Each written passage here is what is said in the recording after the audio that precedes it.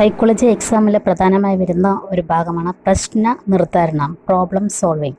അതിൻ്റെ ഘട്ടങ്ങൾ അത് നമുക്ക് പഠിക്കാം. പ്രശ്നം തിരിച്ചറിയുക, പ്രശ്നം പര്യവേഷണം ചെയ്യുക, ലക്ഷ്യം വയ്ക്കുക, മറ്റ് മാർഗങ്ങൾ നോക്കുക, സാധ്യമായ പരിഹാരം തിരഞ്ഞെടുക്കുക, സാധ്യമായ പരിഹാരം നടപ്പിലാക്കുക, മൂല്യനിർണ്ണയം നടത്തുക. ഇത് കോഡിലൂടെ നോക്കാം. IEGK അതായത് IGK മറ്റ് മാർഗമില്ലാതെ തിരഞ്ഞെടുത്ത പരിഹാരം നടപ്പിലാക്കി. IEGK മറ്റ് മാർഗമില്ലാതെ തിരഞ്ഞെടുത്ത പരിഹാരം നടപ്പിലാക്കി.